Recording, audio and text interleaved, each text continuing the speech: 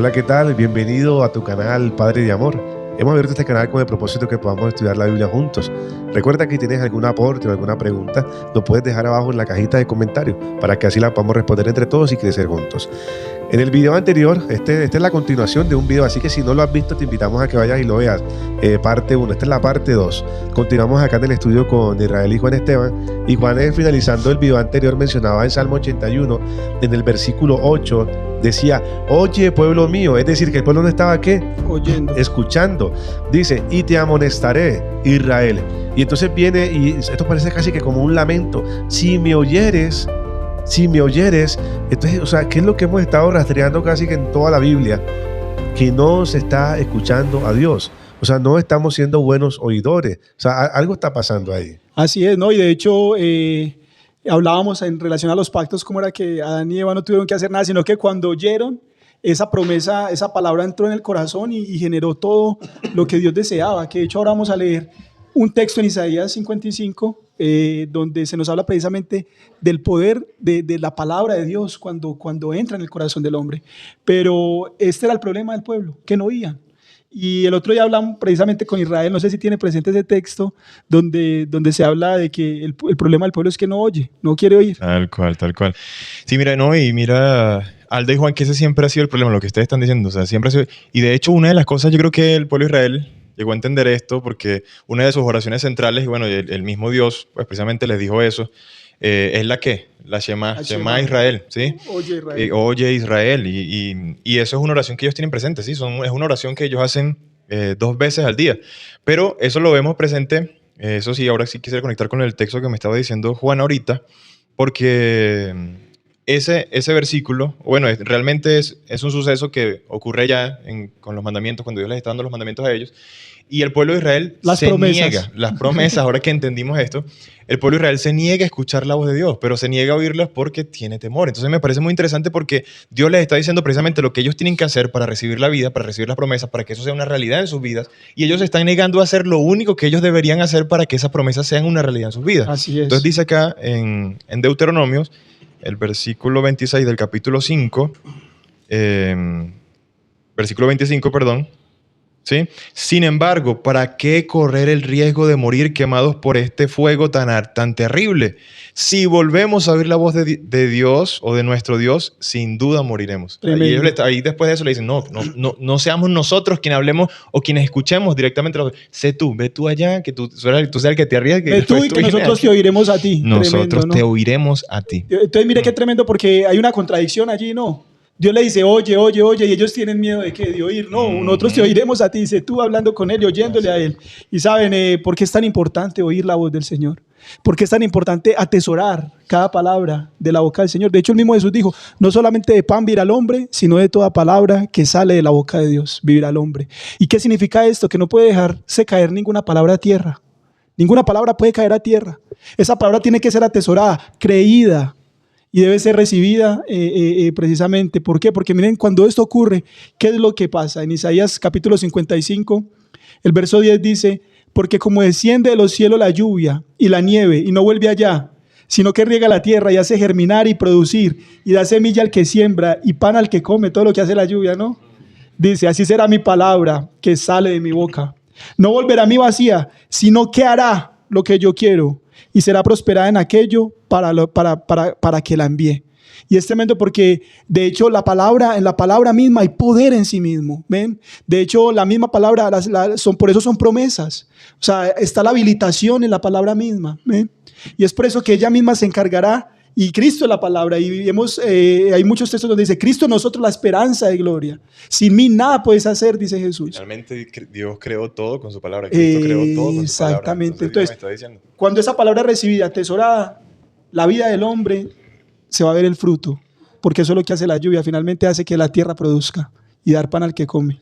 Y mira que ahí dice, me parece algo muy interesante, que dice que todo lo que él dice, la palabra que él dice, así se hará. Entonces ahí es donde volvemos otra vez a Salmo 81 y ahora al versículo 9, donde dice, si me oyeres, el versículo 8 finalizando, dice, si me oyeres, no habrá en ti. No habrá en ti. O sea, la palabra de Dios es la que tiene el fruto, es la que tiene la lluvia, es la que tiene el fruto, no es el hombre. Así es. Cuando Dios dice, es que la palabra, si me oyeres, o sea, la palabra de Dios, no habrá en ti Dios ajeno, ni te inclinarás a Dios extraño. Está en futuro Está allí. en futuro. O sea, No, eso es lo que la produce. La palabra es la que produce eso, que no haya en ti un Dios extraño. Y dice, y el versículo 10 dice, yo soy Jehová tu Dios. Y esto me parece a mí súper hermoso. Ahí está el poder. Porque, sí, súper hermoso porque el versículo de Éxodo 20 dice, yo soy Jehová tu Dios que te saqué de tierra de Egipto. Egipto símbolo de ¿qué? De esclavitud. Entonces, ¿qué pasa? Es Dios el que nos saca finalmente de esa esclavitud, de las ordenanzas de la ley. Entonces, por eso, recuerden que en el video anterior les estábamos diciendo que íbamos a revisar una por una cada una del decálogo de las 10 palabras y vamos a hacerlo. Y cuando tú lees el primero dice, no tendrás dioses ajenos. Dice, no tendrás. ¿En qué? En futuro. En futuro. ¿Por qué? Porque es que el que hace ese milagro de que tú no tengas dioses ajenos y de que yo no tenga dioses ajenos, ¿quién es? Es Dios. Lo que leí ahorita en Isaías 55, Juan Esteban. El segundo mandato o la segunda promesa es, no te harás imagen.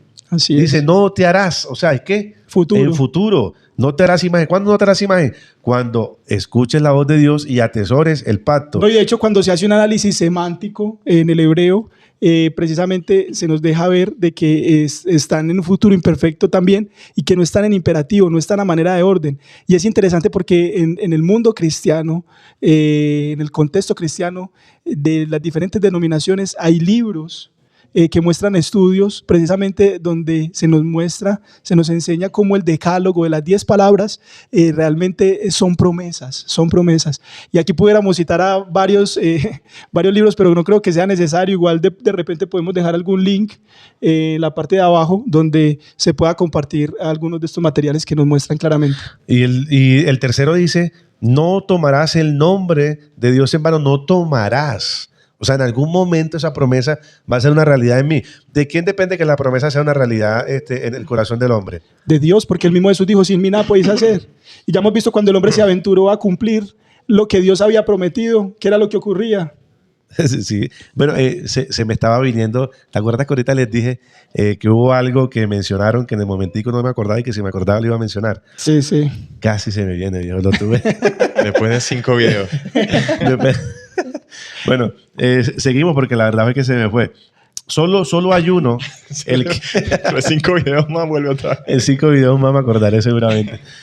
Solo hay uno que tiene promesa en sí y es honra a tu padre y a tu madre. Pero ya después entenderemos por qué. El sexto dice, no matarás. No dice no mates, sino que no matarás. Y sabes que esto es muy interesante, Alde, porque cuando se nos dice así, no lo harás, es porque ya me está diciendo mi condición presente. O sea, tú tienes dioses ajenos ahora. Tú matas ahora. ¿Por qué? Porque eso es lo que no harás. Mira, que en realidad te está diciendo, esto es lo que tú eres, más eso es lo que no harás. Por eso la ley nos revela que nuestra condición. Lo que está allí, lo que hablamos, que está en el corazón del hombre. Así es. Y es por eso que el mismo Jesús dijo, oíste que fue dicho no matarás, pero cualquiera que se enoje contra su hermano. O sea, Jesús entiende lo espiritual de la ley y cómo va mucho más allá. Claro, eso es lo que yo de pronto quería mencionar cuando Alde terminara de leer ahí bueno, me imagino que iba a leer los 10 mandamientos o lo iba a parafrasear. Sí. No. Las 10 promesas. Las 10 promesas. Ese chip toca allí modificarlo. Así es. Pero básicamente lo que está diciendo Juan, eso quería tocarlo porque mira que nosotros a veces nos aferramos a esa letra que está allí, ¿sí? O sea, supongamos que empieza, no sé, la oración con una A y termina con el punto. Ese es mi cierre, ¿sí? Ese es mi inicio y mi final es el puntico. Ya yo me quedé con eso. Y me dice, no matarás. ¿Qué es no matarás? Asesinar. No agarrar un cuchillo y enterrárselo a alguien. Exactamente, lo podríamos definir de esa forma, no asesinar. Pero llega Dios ahora y nos dice que ustedes no están, o sea, no están percibiendo la profundidad de esas palabras. No, y la realidad que está en ustedes. O sea, tú crees que no estás matando, pero es que tú no te estás dando cuenta de lo que hay en tu corazón. Es que si fuera por ti ya hubieses matado a tu hermano, ¿sí me entiendes? Porque lo que realmente está en tu corazón, y dice luego Dios, que era lo que estaba diciendo ahorita Jesús, perdón, lo que estaba diciendo ahorita Juan. Yo os digo. Oíste que fue dicho no matarás, mas yo digo que cualquiera que se enoje contra su hermano. Lo que hizo fue magnificar ese precepto, el decálogo, pero porque el hombre no podía ver esto y Jesús lo vio. Porque Jesús tenía constantemente el oído abierto y dice que el hacer tu voluntad, Dios mío, me agrada y tu ley está en medio y es que de mi mira, corazón. O sea, es que ellos tenían un concepto de cierta forma, es que mira, o sea, anteriormente, por ejemplo, ellos asociaban la riqueza con el hecho de santidad, ¿sí? Ellos decían, no, si hay un hombre con estatus, entonces ellos probablemente no están pecando, ¿sí? Por eso es que Dios ahora quiere mostrarles a ellos una realidad completamente distinta, ¿sí? Así es. Entonces, ellos asociaban muchas cosas, incluso una catástrofe que ocurrió, que Jesús les dice, ustedes creen que porque estos perecieron con la torre de Siloé, creo que decía algo así como que les había caído una torre, ¿ustedes creen que ellos son menos pecadores que vosotros? Algo así creo que le menciona. Y dice, antes os digo que si no os arrepentís vosotros también pereceréis igualmente. O sea, lo que yo estaba intentando decirles es que aquí no hay nadie que se salve. O sea, ustedes están en la misma condición que cualquiera, ¿sí me entiendes? Así es. Entonces cuando nosotros entendemos que el hombre natural no percibe las cosas que le son del Espíritu, porque si han de discernir espiritualmente, ¿quién sí puede discernir claramente la voz de Dios, la palabra de Dios? Cristo. Y por eso dice Juan 1:18 que al Padre nadie lo vio jamás, sino que el Hijo unigénito es quien lo ha dado a conocer, quien lo ha interpretado correctamente. Y es interesante porque Jesús ve con claridad la espiritualidad de la ley, de hecho magnifica la ley, pero cuando el hombre, sí, la Biblia dice que vino a magnificar y a engrandecer la ley. Cuando el hombre se le presenta el decálogo y dice, haremos, no son conscientes de la santidad de la ley, de la espiritualidad de la ley, claro, porque yo creo de que la santidad dicen, de Dios. No matarás, podemos. No adulterarás, podemos. Claro. Entonces no son conscientes de la santidad de la ley, de la espiritualidad de la ley, de la santidad de Dios, pero tampoco son conscientes de su insuficiencia para hacer lo que Dios quiere que se haga. ¿Ve? Y allá voy a llegar cuando termine de leer estos acá, porque me acordé. No van a pasar 5 videos, me acordé. Me acordé. Vamos a sacar de la duda a ver qué Me era lo que... acordé. Se van a alegrar cuando lo mencione. Bueno, el séptimo dice... pero es que no lo voy a decir todavía. Yo espero. Nos arriesga a que se te olvide, Alde. Más bien suéltalo. No, yo confío en el Señor. Nos tienen stand-by con... A los hermanos también seguramente. El séptimo dice, no cometerás adulterio. O sea, está en futuro Así también. es. Dice, no dirás falsos testimonios. En futuro también. Y no codiciarás. También está en futuro. Porque honra a tu padre y a tu madre. Considero yo que está en una promesa propia. Porque es que si tú no tienes el carácter de Dios, no tienes sus promesas atesoradas en tu corazón, por más que lo intentes, no vas a poder honrar a padre y madre como realmente hay que hacerlo. Así es. Y espérate, Juanes, porque después se me olvida. Y ahora sí va en lo que yo estaba esperando hace 5 videos. No, mentira, yo creo que en el video pasado que lo mencioné. Así es. Pero lo que les iba a mencionar es que estábamos estudiando el sábado con los muchachos una historia en la que se hablaba de creer. Si tú crees en el Señor Jesucristo, serás salvo tú y tu casa. Y en ese momento estábamos hablando de la incredulidad de un hombre. Juan Esteban se va a acordar del relato. Y él dice, Señor, yo creo, pero por favor, ayúdame en mi incredulidad. O sea, tremendo, Juan, búscate eso, por favor. Y él dice, yo creo, pero por favor, ayúdame en mi incredulidad.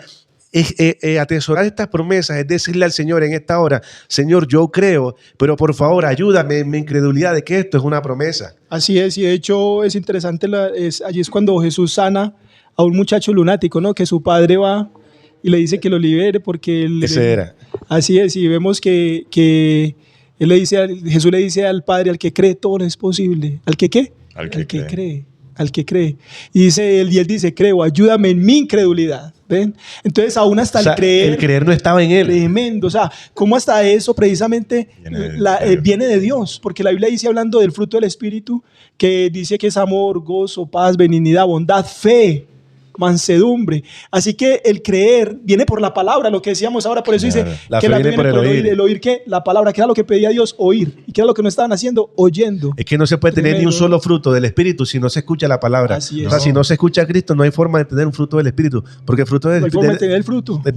El fruto del Espíritu proviene del momento en que nosotros aceptamos y atesoramos esto en nuestro corazón. Y es que ¿quién lo dice? O sea, el mismo Pablo menciona eso. El mismo Pablo después dice, porque el querer y el hacer viene, creo que... de su buena voluntad, dice así, de su buena voluntad. Y el mismo apóstol Pablo en Hebreos dice que Jesús, hablando de Jesús, dice que Él es el que hace las cosas que son agradables delante de Él. ¿Ven? Entonces, Él mismo operando en nosotros, que es la palabra, es la que puede hacer que todo esto sea una realidad. Bueno, mira lo que dice el versículo, sí. Lo que estábamos diciendo ahorita en Filipenses 2.13, pues Dios es quien produce en vosotros tanto el querer como el hacer para que se cumpla su buena voluntad. Imagínate, Amén. O sea, para que se cumpla lo que Él desea. Ese texto lo dice más claro, ¿no? Claro, o sea, es Él el que produce en nosotros tanto el querer como el hacer. O sea, finalmente, nosotros sí vamos a hacer algo, ¿sí?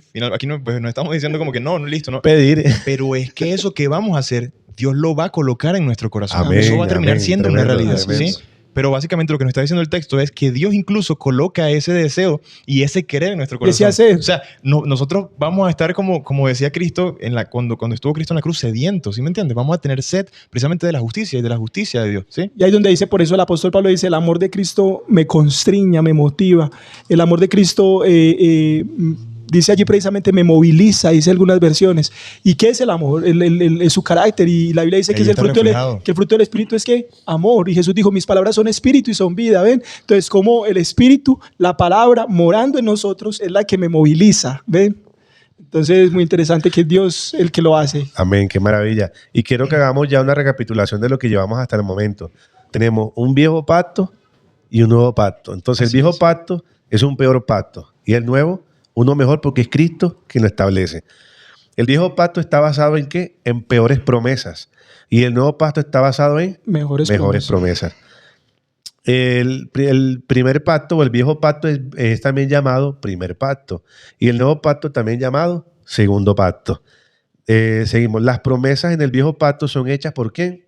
Y Por eso, el es hombre. eso es lo que me gustaría que viéramos con un poco más claro la definición, porque allí en Hebreos 8, como leímos que no como aquel pacto que hice con sus padres el día que los saqué de la tierra de Egipto, pero me gustaría que leyéramos un texto muy puntual que nos dice dónde fue que se estableció precisamente ese pacto allí, y hablamos, Vamos a buscarlo. y hablamos de que es el 24. decálogo, pero vamos a ir a Éxodo, el capítulo 24, que este es el texto conector para entender ese antiguo pacto, y está en Éxodo, el capítulo 24, versículo 7 al 8, creo que Sí, es. 7, 8 y 9, si no estoy mal. Vamos a leerlo. Dice el versículo 7.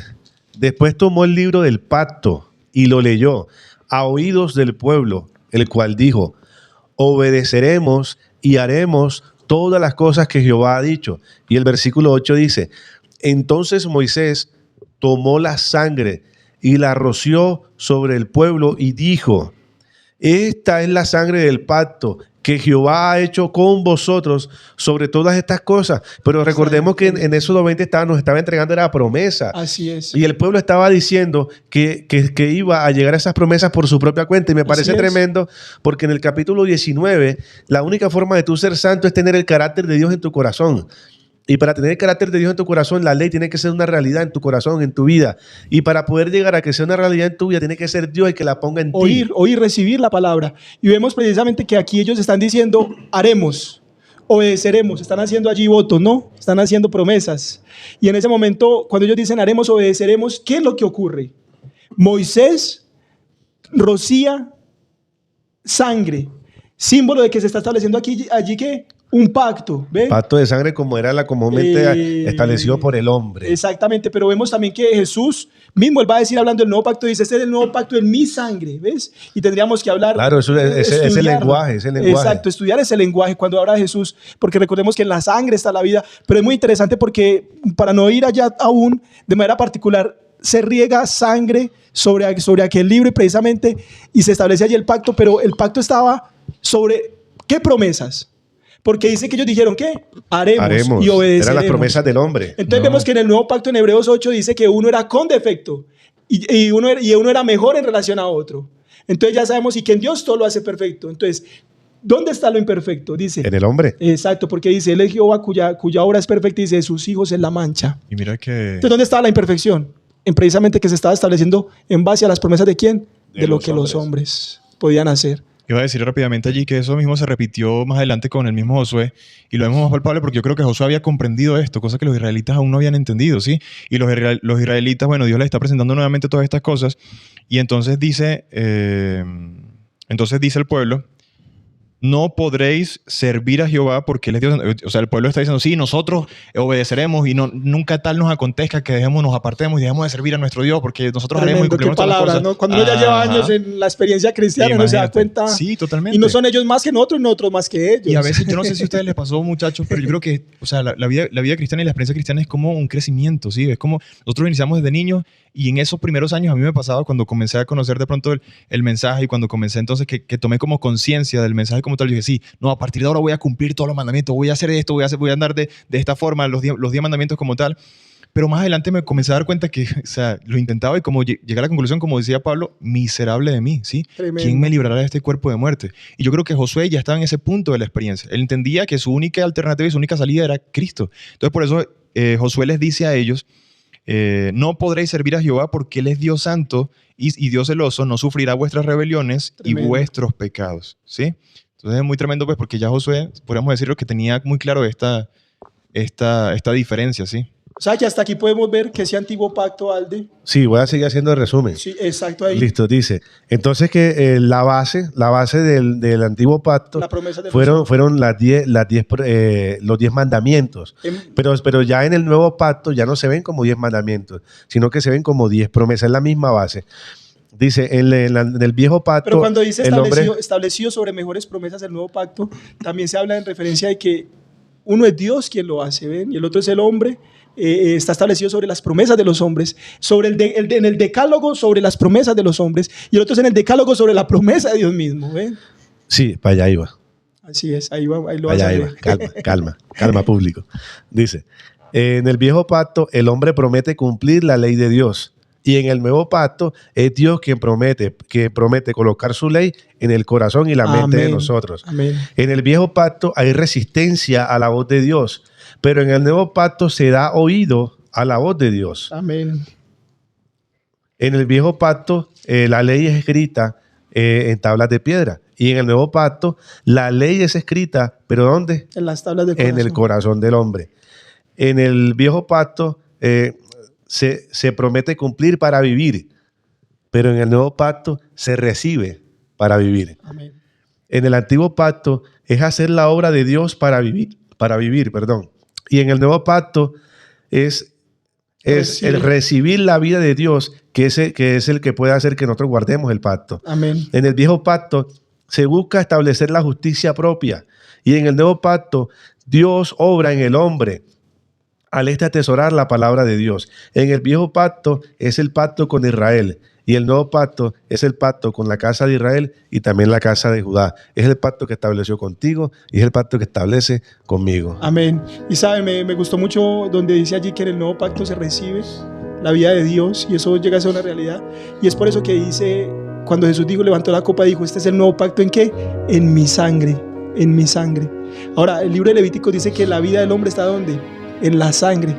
Y Jesús dijo, el que come mi carne y bebe mi sangre tiene vida eterna y lo resucitaré en el día postrero. ¿Ven? Entonces, el nuevo pacto es recibir la vida de Cristo. La sangre es la vida de Cristo. Comerla, beberla, interiorizarla, recibir a Cristo. Y ahí es cuando Cristo en mí es la esperanza de gloria. Pero que sea esto una realidad en nosotros, creo que ha quedado bastante bien planteado esta parte del pacto de Dios. Esto sigue creciendo, créanme, hay todavía mucha tela por cortar. Vamos a seguir desarrollando esta temática, pero lo que queramos dejar por sentado ahora es que recuerda que la salvación, la obra en el corazón del hombre, no depende de lo que tú y yo podamos hacer. Depende 100% de lo que Dios puede hacer en tu vida, en mi vida. Amén. Y en la vida de aquella persona por la que estás orando. Dios te bendiga.